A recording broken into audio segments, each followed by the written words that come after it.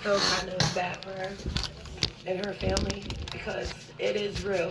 This can happen. I saw dead bodies. I saw someone get their head blown off. I saw him go back and make sure everyone was dead. He went back and if somebody even moved a muscle like that, he already shot. He shot him again. Like, it was the most gruesome thing I ever saw in my life. You think if that lady hadn't lunged at him, he would have shot you? I would have been dead right now. Because I was the last one that he was trying to target before he even got up. Then he got arrested after that. So I thank that lady, whoever she was, and her family. I hope you guys know that I really appreciate that because it's another life lost over. So sorry. An incredibly emotional moment for that woman who is still dealing with the emotions of the aftermath of that awful shooting. Joining me now is Police Commissioner Joseph Gramalia, the Buffalo Police Commissioner. Commissioner, we appreciate you joining us on this. Thank you for having me. You heard that interview there. I did. With the It's mother chilling. of an 8-year-old daughter who was inside that supermarket with the father of her daughter as well. How do you recover from something like that? What do you tell the community after dealing with something like this? I think you have to bond together. We have to heal together. There's a lot of grieving that goes on, but don't be afraid to talk to somebody. Make calls. There's crisis counselors. It's going to take time and some help to process all this. And the same goes for the police officers that responded here, the initial officers that came in, as well as our detectives, our crime scene unit, and everybody else that continues to process the scene. It's, this is a very close-knit community. It's a very culturally diverse community, and we're going to heal together, but it's going to take time. You know, you say you're going to heal together. There are some folks that I spoke to yesterday, Commissioner, that have a distrust with the police department here. Feel as if this is a community that has been left behind. That does not matter. How do you bridge that gap? How do you give them the ability to trust you when having the history that they have in this Black community? We have to work very hard every day. We do that. We have a very robust community policing program. We have a team called the Neighborhood Engagement Team. They are out there every day doing nothing but community events. They're not out there looking to arrest anybody. They wear a different uniform, a softer uniform. They do sporting events. They do tutoring at times. We have community police officers, and we stress to every single police officer that you're a community police officer first. Engage with the community. So we're going to work every day. Let's talk about the shooter here. You had a 1-minute response time from when the shooting began to when you entered the building. Is that accurate? That is accurate, yes. He was able to purchase 2 firearms legally. One was purchased on the secondary market. Is that what we're learning now about him? I got information from the ATF. They did the immediate look back and tracing of these weapons. What I have been told is that they're all legally purchased, the guns themselves. So I'm not going to speak to that part. That's part of the federal investigation, but the weapons were purchased. What do you make of these red flag laws? He had a history of mental health, we're finding out. He was flagged, I believe, back in 2021 because of mental health issues, being investigated for that, and yet he was able to legally purchase a firearm. There was nothing on his record when he went to purchase that firearm. So the information that was conveyed, and again, that's a good 3 hours away and over 200 miles away from the city of Buffalo. The information that was conveyed is that a non-specific sort of a threat, if you call it a threat, was made. It was not specific to any one person, one group, or building. It was a generalized statement. The New York State Police responded to that complaint that came from the schools. They interviewed the individual, and they ultimately determined that they were going to bring him in for a mental health evaluation under New York State law. That occurred. At that point, you're turned over to the doctors. The doctors do an evaluation, and then based on their findings, they can either commit you or they can release you. I was made aware of the information that it was about a day and a half when the individual was released. You have information now that leads you to believe he had plans to go elsewhere had he made it out of Tops and was able to go.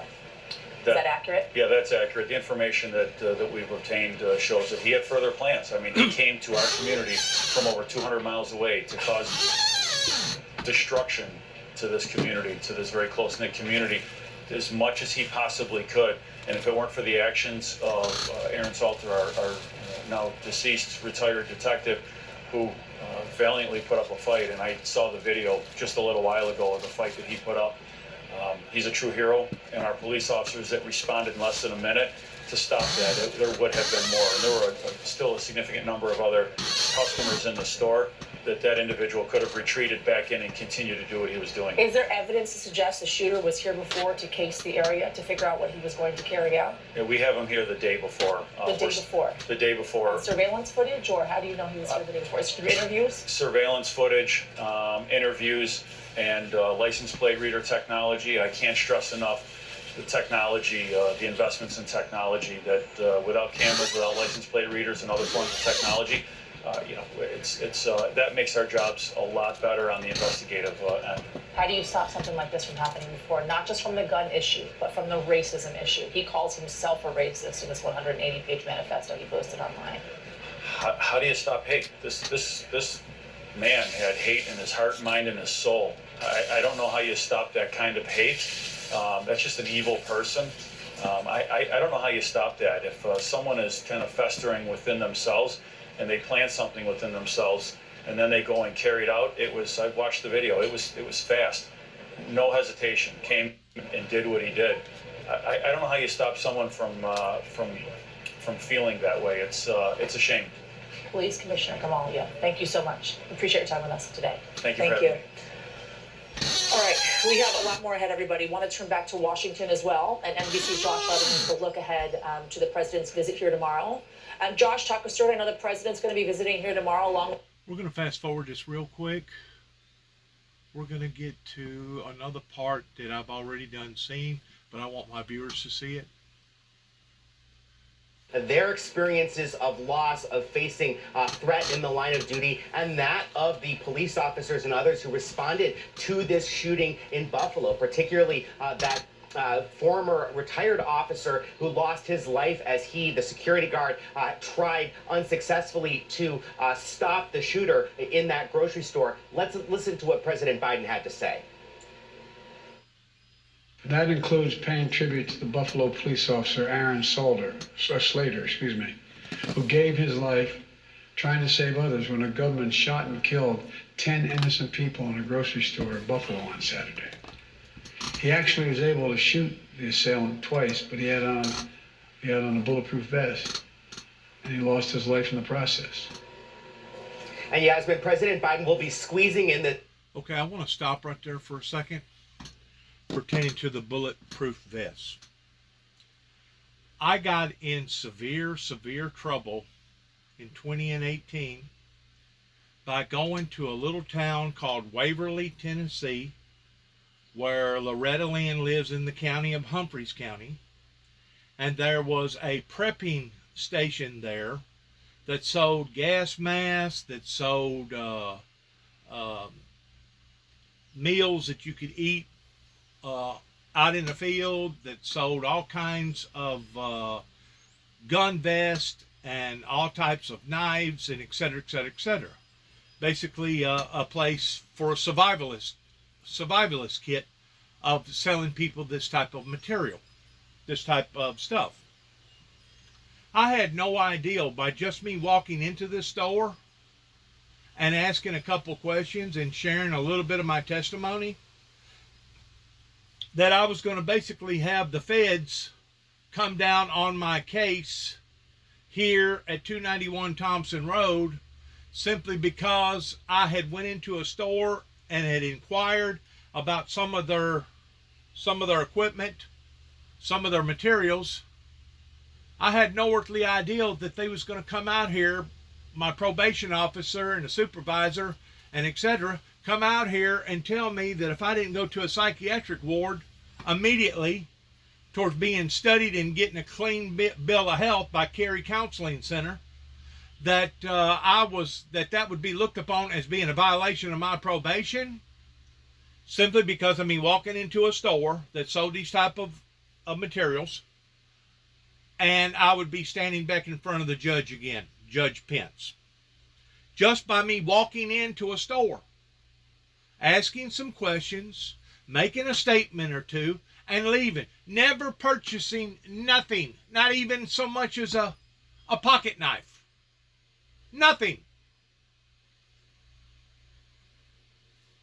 Which leads me to the what the president just said about this individual having these type of vests. You know, whenever people are buying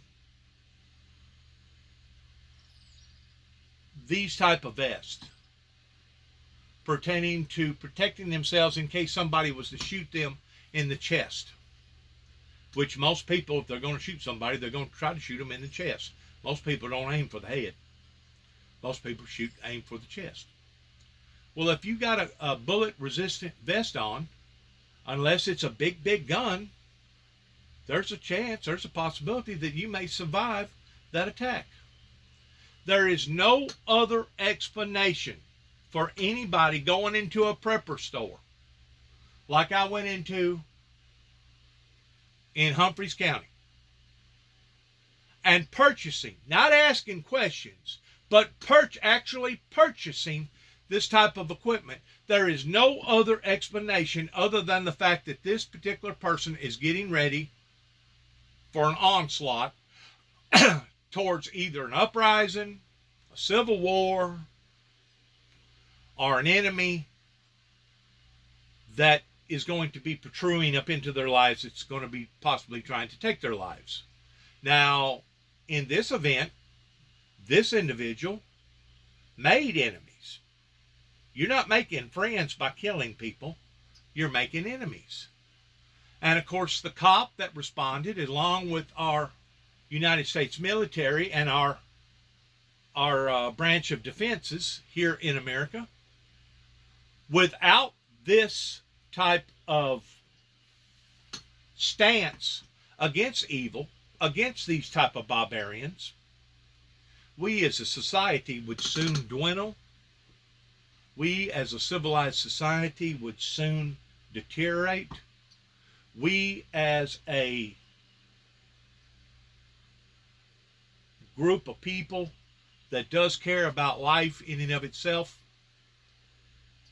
would soon cease to exist. And of course, if that happened, total chaos as far as anarchy would break out. And if that happened, that's whenever God would put an end to it, towards coming back in flaming fire, taking vengeance upon them who know not God and upon them who obey not the gospel. And whenever I say obey the gospel, I'm just not talking about obeying the gospel generally speaking, but obeying the gospel literally speaking. And if it's talking about the gospel, it's talking about the book of life. And if it's talking about the book of life, it's talking about God. And if it's talking about God, it's talking about the commandments of God. There's no doubt that we paint the majority of our automobiles that's associated with law enforcement black and white, representing white indicating good, black indicating bad. And no, this is not a racial statement whatsoever. Because I personally believe that black people has just as much right to live towards all lives matter as anybody else has a right to live. And they have a right to worship, and they have a right to believe in the way that they believe and worship in the way that they worship, just like anybody else. Their lives is just as important as anybody else's life. And by this individual having this type of hate-motivated anxiety only describes one thing, and this person a while ago described something about the characteristics, that there is no characteristics to these type of people that come out of the woodwork. Yes, there is a characteristic. The characteristic is out to kill, steal, and destroy. And there's thousands of different ways that you can steal, kill, and destroy without pulling out an automatic assault weapon like an AK-47 and actually go on a killing spree. That's the part that the majority of the people don't understand about my message. And for individuals to down me because I was trying to protect the herd, protecting the sheep, in me being a sheep herder that God has originally given to be able to help to protect the sheep, is absolutely appalling of the things that has occurred here in the United States in the past 30 years in my personal life. I have tried to help people by warning them and giving them advisories and telling them of these things that's going to intensify and only going to get worse. I have tried to help people by telling them about these horrendous storms and Mother Nature acting out the way that it's acting out towards seeing devastation all over the planet. And for some strange reason, it's because people are projecting things into their own minds, into their own understanding, into their own superstitious beliefs by wanting to paint me up towards being the bad guy towards versus the good guy. Now, I just got off a conversation, an hour and 50-minute conversation a while ago with a lady that I've never met in my entire life physically. I have talked to her over the telephone. And it was over a particular medical product that me and her got to talking, and the next thing you know, I could tell that she was a Christian and she was down and out because of this mass shooting and all the other things that's going on. And God spoke to my heart towards uplifting her. And that's exactly what I done. I offered encouragement to this woman. She was about 5 years older than me. I'm 61. And she was so down and out because of the news that you could detect it in her voice towards how, I was going to use the word defeated, expressionable feelings that she was displaying, but I'm not going to use the word defeated. I'm going to use the word heartbroken. I could detect the heartbrokenness in her heart pertaining to the events, pertaining to the child abuse deal that my brother and I was trying to protect 3 children across the road and wound up having to plea off with some sort of agreement with the judicial system here in Weakley County, which speaks volumes about how rotten and sorry and no good that they are, beginning with Tommy Thomas and Judge Pence and Tommy Moore and the previous sheriff that's been in power now for 9 terms pertaining to Mike Wilson and David Moore. That was the chief of police over in Martin. It speaks volumes about how rotten and how sorry that these human beings are that would actually want to attack a human being such as myself that was trying to protect 3 little children of being not only emotionally harmed, but possibly physically harmed, to the point that I had to plea out on a plea deal of being guilty because of me being concerned about the lives of 3 innocent people. It just absolutely, I guarantee you right now, my brother David Jeffrey Jackson, that passed away because of all this nonsense that was going on in this area, I guarantee you, he, along with many, many more, are rolling around in their graves wondering what the hell has happened to the America and to the American laws. Like I've said before, this individual that committed this act, they should be allowed for 1 appeal and 1 appeal only. And if there's any attorney that steps into the play towards declaring some sort of humanitarian rights, that person should get the same punishment of the punishment that's going to be coming to the person that just got through shooting, I think, 12 or 13 people and killing 10. We're going to have to stop this some way or another, even if we have to use brutality laws to do so. Now, I'm not the hangman judge. There was a hangman judge called the hangman judge over in Fort Smith, Arkansas, before you get into Oklahoma, that was well noted to being the hangman judge. And there's been other prosecuting attorneys and other law enforcement entities working through the law enforcement agencies that has done a remarkable job. But whenever we are constantly putting these people behind bars and allowing for them to breathe, eat, talk, enjoy life, the same as the civilized people are enjoying life, it actually puts out a message to those type of people, to those monsters, that even if they do go off the deep end and do something like this, they're still not going to get the capital punishment crime towards death in an electric chair, or death by gassing, or death by some sort of medication. So by you telling these monsters that they're not going to get that death, that's almost like giving them a license. I said almost, not completely, but it's almost like giving them a license, telling them even if they do this, and this includes to your loved ones, to your mother, your father, your brother, your sister, your son, your daughter, it's almost as if you're telling these people, here is your license to go out into society and do as you will. And even if you break the cardinal sin by committing a heinous crime, such as what we are seeing right now, that is unfolded in Buffalo, New York, you're still going to be pardoned or excused to a certain degree towards not getting the full depths of the punishment that you truly deserve. I explained to the woman about the situation with Homeland Security up in Madison County.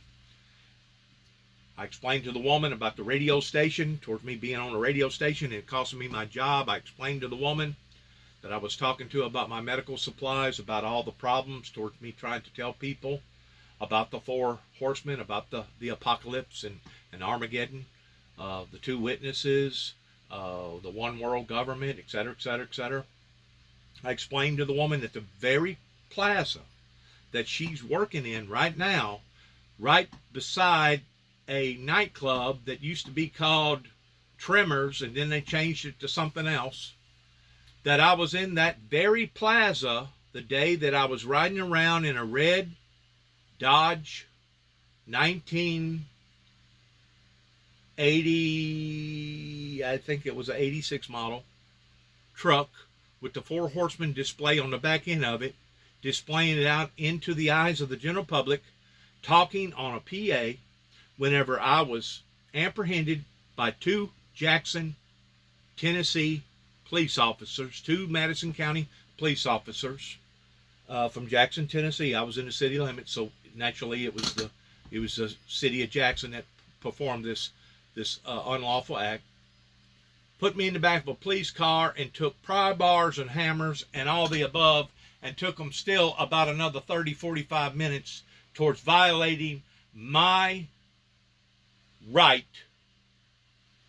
as a Christian American human being, towards removing the item that was inside the box, that at the time was an aluminum sword valued at about $30, that you couldn't have had you couldn't have cut that food that you're looking at right there. You couldn't have cut it with this sword. You'd have been lucky to have cut butter with it. It was that dull. They confiscated it from the ministry. They throwed it in the back end of their trunk, as we was being observed by a Secret Service Homeland Security agent. And that's whenever it was the same agent that followed me down from Washington, D.C. Same Homeland Security agent that was tagging me. They charged me for a deadly weapon and basically destroyed the item that they had confiscated, that they had no business confiscating. It would have been different if I was taking the item and swinging at people, or telling people that I was going to use it on them, or I was trying to freak a bunch of people out because of the sword that was in this box. But they confiscated it anyway, and to me it wouldn't have mattered if it was a bugle, if it was a purple piece of cloth, if it was a cross, anything to do with the ministry. They should have left it alone, especially if there was no harm or foul play being committed, and there wasn't. Since then, we have seen our country fall apart. Since not only the 9 tapes that went to Ronald Reagan in 1988, but since all the events that's happened since 1989 and 1988, basically going all the way back to 1983, right over here in Kenton, Tennessee, we have seen this world, especially this country, get turned upside down.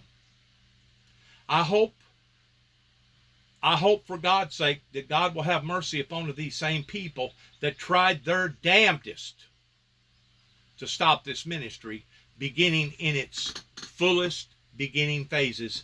Whenever I first stood out into the eyes of the general public, whenever all these churches 30 plus years ago, decided that they was going to blackball and demonize and dehumanize the individual that's talking to you right now. I hope that the people over there in Kenton can understand what has went on. Kenton, Tennessee, and Obion County, Northwest Tennessee. I hope the people here in Weakley County can understand, because these are the two counties basically that I reside in, or I travel back and forth in. Knowing probably half the population in Kenton, or they know me, vice versa, in Dresden and Martin too as well. I hope to God that they can watch this and understand that because of their resistances in not wanting to support a ministry that wanted to warn people, put out advisories to people, in trying to help people, that because they not only didn't want to support the Windmill Ministries missions, but because they either attacked the Windmill Ministries or they known of people that was attacking the Windmill Ministries but didn't raise not one finger. Matter of fact, I just got through calling a minister over in Kenton before I talked to this woman down in Jackson pertaining to the medical supplies. And this makes about the third or fourth time that I've come to this individual that preaches over there in the Church of God church over in Kenton, Tennessee, that goes by the name of Dennis. I don't know what his last name is. But I've asked him now 3 or 4 times, can we set up an appointment and talk? Can we set up an appointment and discuss the things that occurred during the time that Miss Virginia Davison died, which was the mayor of Kenton, that passed away a few years ago? Can we sit down and discuss the things that went on in your building, in your authority, that you know that went on, that to this day he continues to say, nope, I'm not going to talk about it. I have nothing more to say. I'm not going to talk about it. I have nothing more to say. I'm not going to talk about it. I have nothing more to say. Well, I got news for Mr. Dennis, as well as all them people that participated in that little showdown, that kangaroo illegal event towards having me ushered out of the church building during a funeral processions in which I was meek, humble, polite, kind, and nice and professional. If these people chooses not to want to work this out today in burying the hatchet, this includes the people of Martin, this includes the people in Dresden, this includes the judges, this includes Tommy Thomas and the prosecuting attorney here in Weakley County. If they choose not to want to work these things out today, that's fine. Hallelujah for it, if that's the way they feel. But I guarantee you, one day there will be a reckoning. And the people will know towards not what all went on in Mr. Jackson's life over in Kenton, Tennessee, but we're going to find out what went on in Mr. Jackson's life in 2017 up here in Dresden, Tennessee. We're going to find out what went on in Mr. Jackson's life in 2005 in Martin, Tennessee, just like we're going to find out what went on in Western Kentucky in 2009, leading from 2007 pertaining to the ice storm, and then what happened in 2012 pertaining to Trigg County, Kentucky, that wanted to go all the way to Oklahoma and pick me up over 2 non-threatening telephone calls. We're going to find out what happened to Mr. Jackson in these events, as well as the event that happened out in Oklahoma City, Oklahoma. We're going to find out the truth. And we're going to discover, in discovering the truth, that certain people could have stood beside and with and behind the Windmill Ministries 30 plus years ago. But rather than them wanting to formulate peace, love, forgiveness, grace, and yes, part of the experiences that the Bible talks about in Revelations, they chose not to. Even my son yesterday, I asked him a question about him going up to Hillman's Ferry this past weekend, up in the Western Kentucky LBL, and I steered him towards going to a restaurant up there called Patty's Restaurant in Grand Rivers, Kentucky. And I asked him yesterday, I said, what was your feeling? Not what you thought, but how did you feel whenever you went over to that restaurant and y'all had a bite to eat? He said, first of all, I didn't go inside. I go, why didn't you go inside? He said, because I felt uncomfortable. He said, all I ordered was a piece of pie, and I got me a drink, and we sat outside, and we ate it on a little patio thing, and after we got through, I left. So you're telling me, I'm talking to my son here, I go, so you're telling me that you felt uncomfortable by being there at that restaurant? He said, I felt very uncomfortable. Well, that's whenever I opened up and I told him about the owner of that restaurant and various people that are part of that town, that settlement up there in Grand Rivers, Kentucky. And that's whenever he got a full scope towards just exactly what had went on in my life, beginning there at Post 1.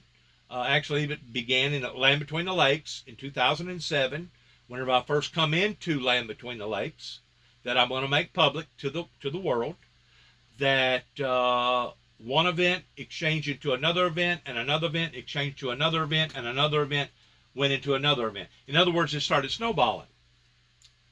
But where did the main event occur that started all the other events? Because keep in mind, I have been in front of a psychiatric doctor 10 different times, 3 federal studies that took about 6 months out of my life every time, or 2 federal studies and one state study. Okay, one was by Homeland Security, another one was by the feds up in Kentucky, and another one was by the state, which as far as I'm concerned, if it's a state, it just must be the federal, because it took just as much time to go to LaGrange, Kentucky, after them studying me up there. But I've gone through 10 different episodes of standing in front of 10 different doctors. And in the episode of standing in front of these doctors, every time I got released. Every time. Just like this individual that went through this shooting, he had been involved in a mental institution, and he had been released. The only difference is this individual was putting out clues to the public of the things that he was posting that never got caught, that escaped through the human eye.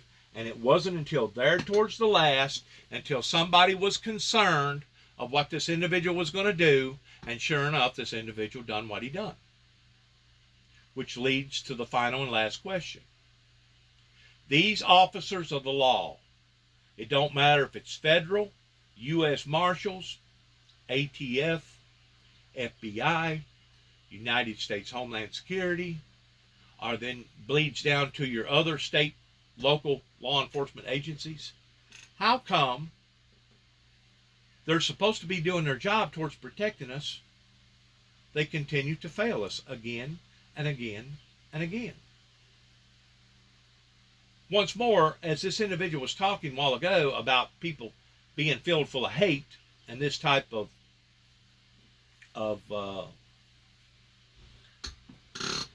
I'm going to call it blasphemy against people just because somebody is a different color than the other person. No, you're not going to be able to change them ordinarily unless they want to be changed. But what you can do is make them people that are this way, that allows for Satan to take over their bodies and commit these type of heinous crimes. You can make an example out of them and start punishing them the way that our ancestors did back before World War II. And you can make an example out of them to the degree that they will quit doing what they're doing. You keep in mind that if you go back before World War I, if you even got caught stealing a horse, you was hanged. You was hanged. Could you only imagine what that they would have done if you'd have went into a church building or some other type of public building and went in there and slaughtered a bunch of people? Could you only imagine what they would have done to that individual?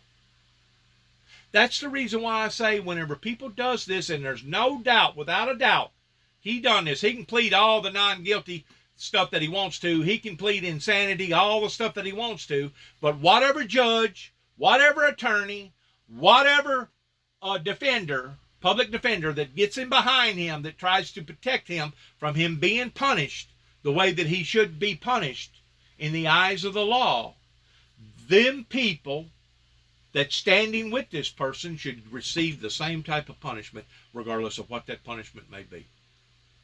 And that would stop this circus that has been created by a bunch of low-life, no-good-for-nothing judges and attorneys that want to stand under the umbrella of humanitarian rights in regards towards it not fair to the individual, treating that individual like that individual is the victim. This guy that done this is not the victim. The 10 people that are dead and the other 2 or 3 that got shot is the victim. But for the people, the laws of the land, to treat people like this and put them and house them and go through appeals court after appeals court after appeals court and keep them in there for 10, maybe 20 years before they finally get what's coming to them, to me, it's the most asinizing thing that I've ever heard of or thought of in my entire life. And the bottom line is this: if you can't do your job, regardless whether you're a public defender or a public prosecutor or a judge or attorney, you need to leave this industry of judicial system out of your life, and you need to go get you a real job, like maybe being a carpenter or sell cars, or maybe you can clean cars, or maybe you can lay down carpet or do something. You need to do something differently, because what you're involved in the judicial system towards, you're not being part of the solution to the problem. You actually are the problem of your compromising liberal acts of injustice. That's exactly what you're doing. And I realize occasionally there may be one person out of 1,000 that we could defy towards somebody being out of their minds, that they shouldn't be held to the fullest extent of the law because they was basically out of their minds. I realize the law was put there for a purpose. But not everybody. Here lately, everybody's been getting off towards insanity pleas. Here lately, everybody's been getting off because of various attorneys that didn't give a rat's ass about none of those 10 people that you see right there. It's the most saddest, heinous thing that I've ever witnessed. And to think that people wanted to point their finger at me and call me a monster here in this community, to think that we have sat idly by and allowed for our laws to become so lax to the point that none of these individuals are getting the self-recognition and the self-dignity that they deserve towards what that they have recently went through. That gunman, as the police commissioner referred to him earlier, potentially saving even more lives. And Hayward Patterson, a local driver, who was killed while helping a shopper load groceries into his car.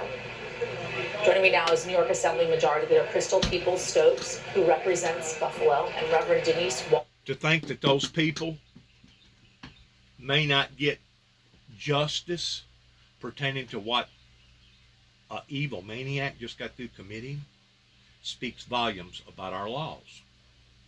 It's just like the laws of abortion towards women wanting to get out here and kill innocent children and never give them a chance to life. In most countries, not just here in America, but in most countries, as a person is dying or fixing to die because they have been mandated to die because of their laws, they have the decency of giving them people their last rites. Some people want a big plate of food. Some people want to smoke a joint. Some people want to smoke a cigar. Some people want to have sex Some people want to do other things, depending upon what country that you're at. But the fact of the matter is they get that last right. You have a right, one last final right before you take your last breath, as us being moral human beings, in giving you that last right. Whenever these women take these children's lives, do you think that child's life that just got through getting taken, because it's going to be an inconvenience in that woman's life, do you think that baby had a right in their last rights? They didn't even get the right of a last right. Somebody took their life before they even had a right. That's where us as a society is supposed to have enough sense to step in and say, wait a minute, that law of abortion was not placed there for the convenience of somebody to spread their legs and have 3 or 4 abortions a year because they find it to be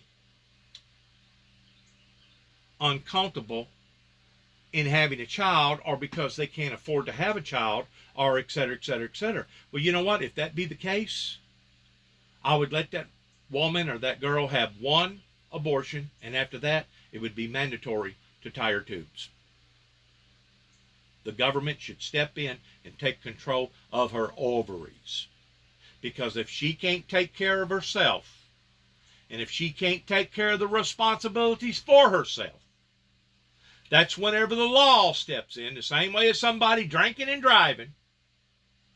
And if you're not a responsible enough person, then you don't deserve to drive. If you're not a responsible enough person, you don't deserve to have a child, especially at the expense of killing a child again and again and again. There has to be a fine line in the sand where we say enough is enough, and we stop this type of nonsense, because if we don't, God is going to make it that much more harder towards opening up the gates of hell upon this nation, upon this great nation.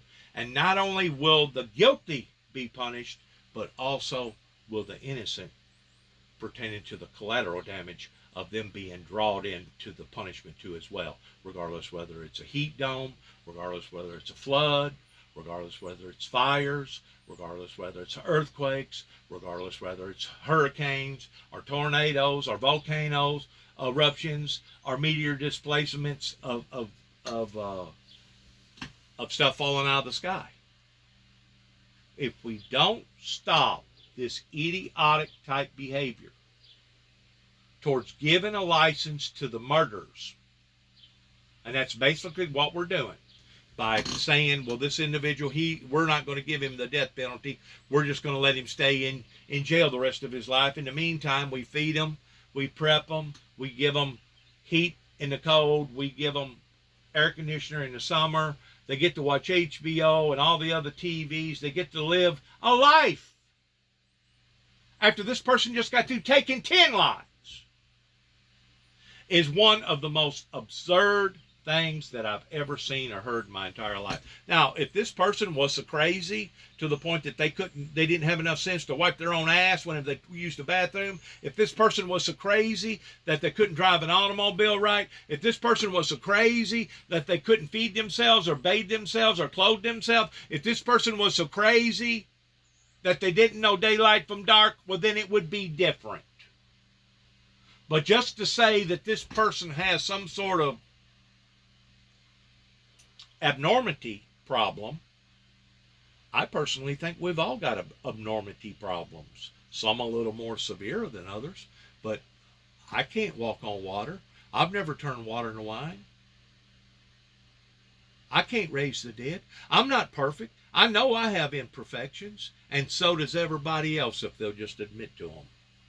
But it's one thing to deny your imperfections, and it's another thing to impugnate harm and hurt and death upon the innocent people's lives. And that's exactly what this individual just got through doing. It's exactly what Putin's doing to the Ukrainians. It's exactly what these girls are doing every time they get pregnant because they refuse to acknowledged that sexual immorality behavior comes with a price. It's the most beatenest thing that I think that I've ever heard of or recognized in my entire life. I'm going to let you watch the rest of this, and I thank you for your time. Good luck to all of us as we conduct our program here towards telling everybody God bless, and God bless America, and God bless America's endeavors. But there has to be somebody that's going to step into the trenches to say enough is enough. And we haven't had that yet, either out of the Republicans or the Democrats here in America, that has caused one episode to snowball into another episode, that is snowballed into another episode. That's kind of like my own personal story, that if the event that took place in 1983 did not occur the way that it occurred with Damian Cross, the mayor of that town, and 2 or 3 deputies that I personally know, I truly believe that if I didn't get stained, marked, or branded the way that I did in 1983, talking about the Antichrist, talking about the one world government, talking about the 4 horsemen, talking about the book of Daniel, talking about the 2 witnesses, talking about the one world government, if I didn't get stained, branded the way that I did, the other 9 never would have come into play. Never would have come into play. But because that one event happened, that allowed for the law to turn me into a punching bag towards bringing me through one event after another event, similar towards how the individual done up in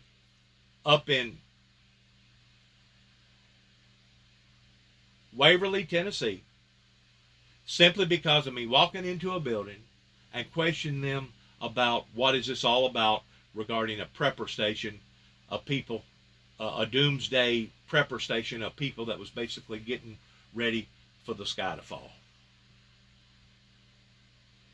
Thanks again, and good luck to us. I'm going to let you listen to a little bit of this, and then we're going to let it go at that. God bless. In Somalia will help to better fight the extremist group Al-Shabaab, which has reportedly increased in strength. U.S. troops have traveled in and out of Somalia occasionally since former President Trump's decision to pull U.S. forces out of the country back in January of 2021. And in Ukraine, a new assessment from the U.K. saying the Russian military has now lost about 1/3 of its troops. This is happening as Ukrainian forces appear to have pushed the Russians out of the second largest city, Kharkiv. That is where we find NBC News foreign correspondent Matt Bradley. As always, my friend Matt, it's great to talk to you today. President Zelensky saying yesterday, the moment of Russian retreat is closer. How are folks feeling on the ground there today as we hear this assessment from the Ukrainian president? Yeah, Yasmin, I think what President Zelensky is talking about is the really paradigm shift that we've seen. We've started to see, unlike in Kyiv, where, the Russians just sort of abruptly withdrew from Kyiv after the Ukrainians had blocked them from taking the capital. Now we're really seeing around this city, we're seeing the Ukrainians fighting back and winning. That's a totally new development. And it's one that really signals a big shift in this fight. But I got to tell you, you're asking about the mood. Where I am now, inside the subway station here in Kharkiv, these are people, dozens of them, who are still here about 12 weeks after the fighting started.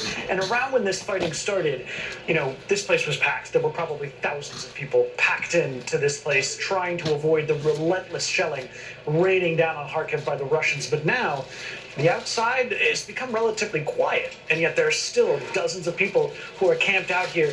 These trains, last time we were here, they were filled with people, and they've been just parked here. They're stopped. And I don't know if you can see some of these friendly faces here. These people, I got to tell you, we've spoken to them. We've said, why don't you go home? Surely you'd be more comfortable at home. It'd be easier for you. The situation above ground is quieter now, and they tell me that they're too afraid. They're not going to risk it. These people are traumatized. And as you can see, they've developed sort of an almost parallel community down here, underground. See these numbers? This is almost like an address system that shows where people have their tents. There's like a school here. There's places for people to cook, for them to eat. We've even seen concerts down underground in these subway stations. It's almost a new way of life. And it just goes to show that for people here, even when things get safer above ground, the horrors that they've had to endure, they just won't go home. They're too afraid. Yasmin? The PTSD, the fear, the trauma, not unlike what people are feeling here today as well, so far away from your reporting right now. Matt Bradley, we thank you. That does it for this special edition of Andrea Mitchell Reports live from Buffalo, New York. Andrea will be back here tomorrow.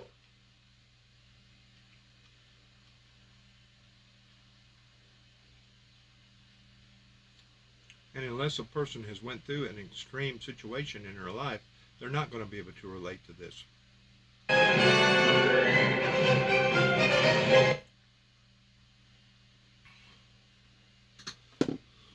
I'm Garrett Hake in for Chuck Todd. As we learn more about the suspect and the victims in this weekend's mass shootings in Buffalo, we find ourselves in depressingly familiar territory, asking what, if anything, could have been done to prevent this massacre, and what can be done to prevent even more tragedies from happening in the future.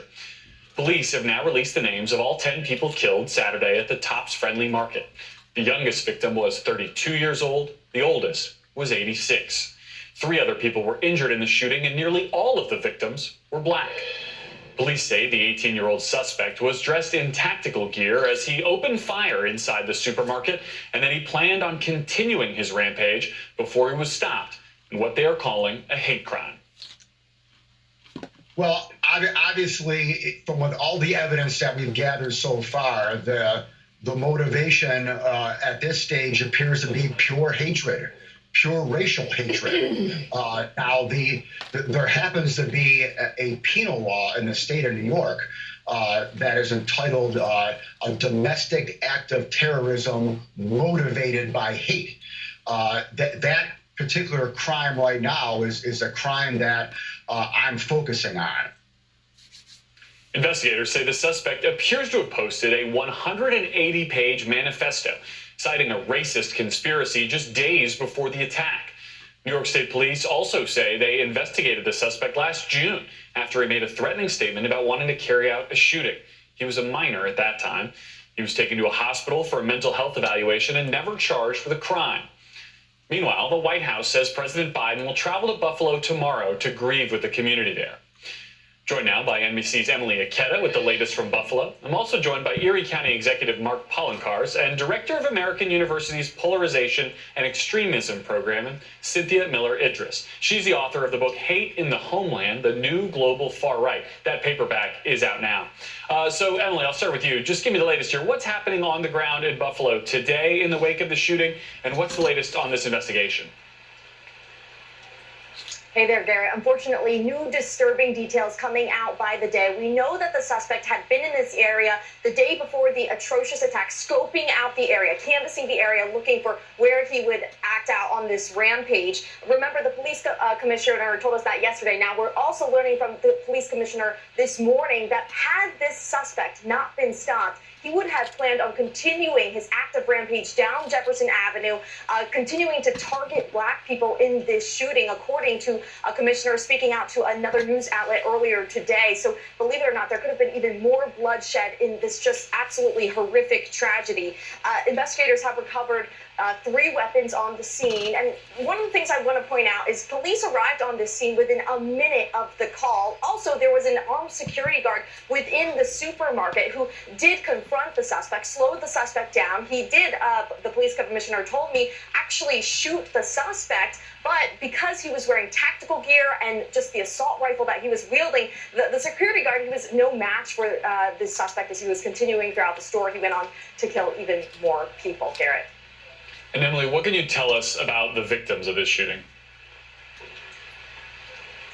Well, these were beloved members of the community between the ages of 30 and 90 years old. Friends, family, cousins, uncles, aunts. We know the governor telling me that one of the people killed, he was simply trying to buy cupcakes for his son's birthday. Another person, a grandmother who devoted her life to service. She ran a food pantry for a quarter of a century. We've talked about that security guard, Aaron Salter, who...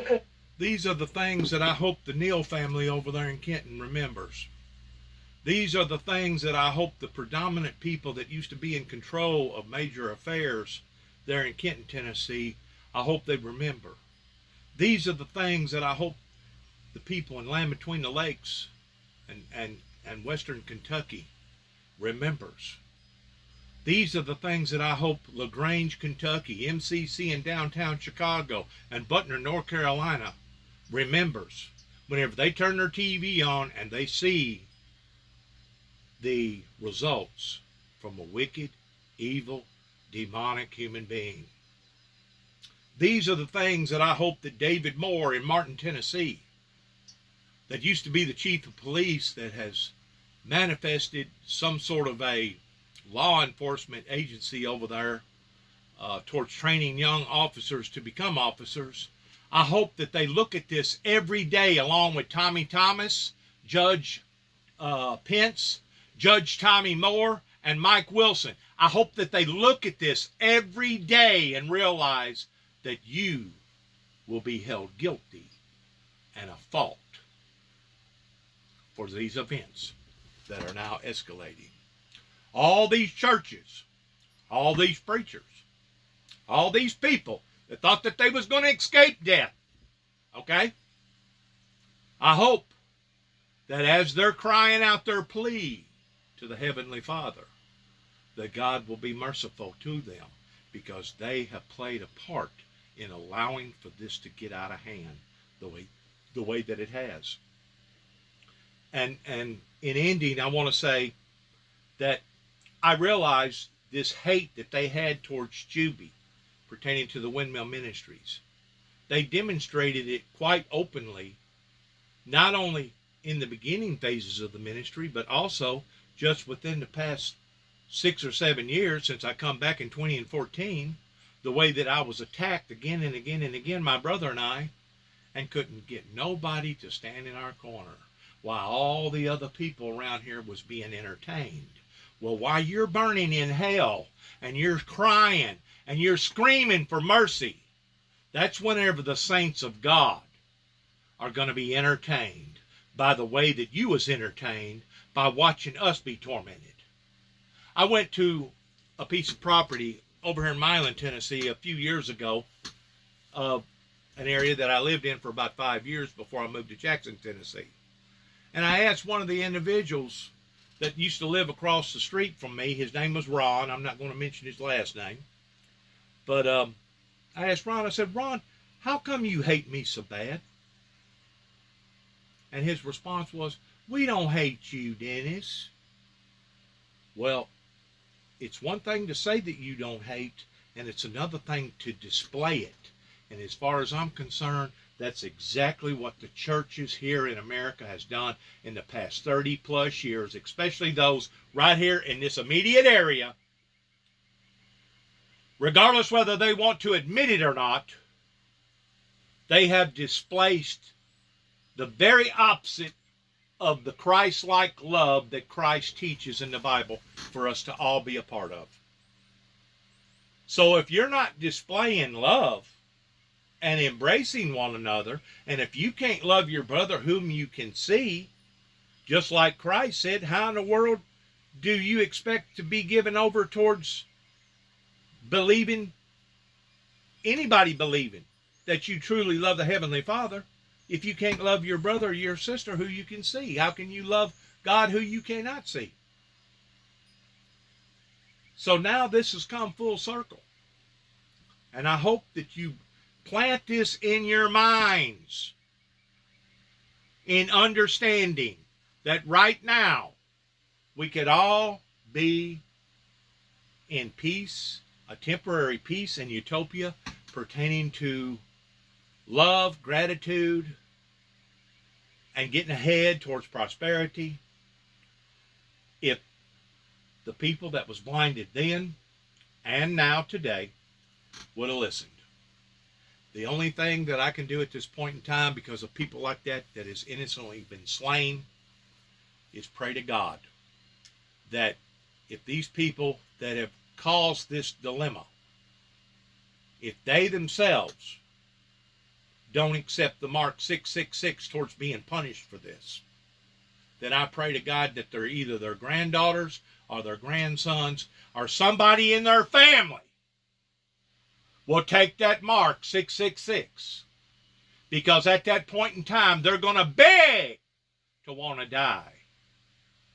But death will flee from them. Now you may be saying, Juby, aren't you supposed to be a man of love? Aren't you supposed to be a man of grace? Aren't you supposed to be a man of forgiveness? Yes, and I am a man of these things. But so far to this day, as far as I know, I have nobody that's acknowledged any type of wrongdoing, and I have yet to get any formal or informal apologies, either from the Obion County law or the Tennessee law pertaining to the governor of the state of Tennessee, or the Weakley County law, or the law in Jackson, Tennessee, pertaining to Madison County. I have yet to get any type of formal or informal apologies from LBL or any of the counties up there that tried to bury me on making me out to be a homegrown terrorist. I have yet to get any type of formal or informal apology from the state of Oklahoma, in Oklahoma City, Oklahoma, pertaining to their townsmen and what that they tried to do towards brushing me up, towards being somebody that was either a lunatic by planting a bomb in the back end of my truck and blowing my possessions and my property up, or somebody that was another homegrown Timothy McVeigh homegrown terrorist. I have yet to get an apology. And in the meantime, I'm watching my country fall apart. I'm watching things get worse. And they're going to steadily get worse, regardless whether it comes in the form of plagues, regardless whether it comes in the form of not jobs, regardless whether it comes in the form of sicknesses, regardless whether it comes in natural catastrophes, regardless whether it comes in shootings and killings and rampage murders. We're here. This country's being judged. We're under judgment. These people have brought condemnation into their own lives. But yet, no, to this day, I still don't get any supporters. My son told his girlfriend, this was one of the things that I wanted to say a while ago. My son told his girlfriend, well, my dad, he's a preacher, and he preaches more on the book of Revelations than he does the rest of the Gospels. That's a lie. That's a bold-faced lie, because I believe in the whole Bible and not just part of the Bible. And if I'm going to teach and preach, I'm going to teach and preach the whole Bible and not just part of the Bible. Keep in mind, it wasn't but about 10, 15 years ago, maybe a little longer, that my very own son was going around telling lies about his dad, towards telling them that my dad thinks that he's the Savior. A matter of fact, when my son moved back from Denver, Colorado, which was as little as probably 5 years ago, maybe 6, that was some of the statements that he was making then. So I know the seed that has been planted in his mind and in his heart, and where he stands with his own biological papa, his own dad. Because it was my dad that planted those seeds to his grandson by telling my son Nicholas that your father is Looney Tunes, or your father is a sick individual, and your father needs help. Why do I need help? Because I preach in the name of the Lord Jesus Christ? Why do I need help? Because I believe that my life was spared for a particular purpose? Why do I need help? Because I recognize the prophecies of the end time events coming out of not only Revelations, but Ezekiel and Isaiah and the book of Daniel, the last chapter of Daniel. Why do I need help? Because I felt like that I was appointed by God of taking a sword and having it glorified by God and putting it into a case to one day walk back up to a same individual that masterminded 9/11 pertaining to the Arab family in Saudi Arabia, and telling him in person that the time has come for him to surrender, and if he chooses not to surrender, towards having a doomsday devil's duel in regards to two individuals fighting and dueling it out until one either takes the life of the other or the other takes the life of the other. Why do I have to have excuses? I don't. according to not only the Word of God, but according to the Constitution that I've been violated again and again and again. Not just with Madison County, Tennessee, but in Weakley County, Obion County, and parts of Kentucky, and parts of Oklahoma, either through the locals or the state or the federals. I have been violated. Just like the deal up here in Humphreys County, Waverly, Tennessee. They had no right to get on the phone and call up certain people that turned it into a federal case, and the next thing you know, I wind up with my probation officer, a deputy, and her supervisor at my front yard, ordering me to go get a psychiatric evaluation, in which I may have missed out on that one. That was probably the 11th one. I may have recorded it right, but it was somewhere around 10 or 11 times that I've been evaluated. Never institutionalized. Always just evaluated.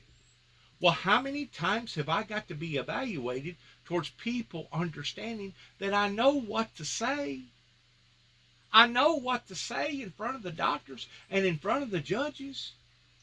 Haven't they been convinced by now, after tormenting my life again and again and again, basically taking about 2.5 years out of my life since 1983, that I'm not going to tell them something that they shouldn't hear? Haven't they been convinced of that yet? And it's not just the point of me knowing what to say to a group of doctors. Just like me waking up in Butner, North Carolina, and being examined by probably 10, 12, 15 doctors at a time that was cross-examining me, asking me the same question, but in 15 different ways. But the fact of the matter is, I'm innocent towards the things that they said that I was guilty of. I've never threatened a president. I've never offered to blow up a dam. I've never tried to blow up a memorial site that was already blown up. I've never wanted to harm or hurt any individual other than taking out the axis of evil that even George Walker Bush wanted to do in the reasoning towards going to war with the Iraqi people and killing Saddam Hussein. Now, if I'm guilty of being a monster because I want to protect the sheep and warn them of the occurrences of things to come into play, well, that means that George Walker Bush, the Bush family, and the Cheney family, and every other president that's come into check since then are basically monsters too as well. If that's the way history wants to judge me, then let them judge me that way. But I'm telling you now, I preach out of more than just the book of Revelations. I preach out of the book of Acts. I preach out of the book of Romans, Hebrews, Ezekiel, Isaiah. I preach out of Matthew, Mark, Luke, and John. I preach out of every book, all the book, not just one book. So the statement that my son made 2 days ago, whenever I called him up asking him towards what his feelings was whenever he camped out over at Wrangler's Campground in Land Between the Lakes and went to Patty's restaurant to eat, even though it was just a piece of pie, was absolutely 110% inaccurate. Just like the rest of these people around here. Now, you may not have the type of hate that this individual had towards loading up a gun and going on a gun shooting rampage, but you still had enough hate that either you didn't want to support the Windmill Ministries or you allowed for the Windmill Ministries, the founder, to be attacked while you sat back and either got entertained or you sat back and didn't do nothing. That's my point. I end my case. Good luck to all of us. I love you in the Lord. I've turned my cheek 1,000 times. And just because I love you in Christ pertaining to your soul, don't mean that I have to love the things that you either have done, that you know that you're guilty of doing, or the things that you didn't do, that you know that you're guilty that you didn't do. And I ain't just talking about the ministry that I believe that I've been called into. I'm talking about all the above. I'm talking about all the above from A to Z, going back 30-something years ago. This country would not be wreaking death and destruction, pain and agony and misery right now if people would have done the right thing towards turning this around and going up against the axis of evil. Shalom.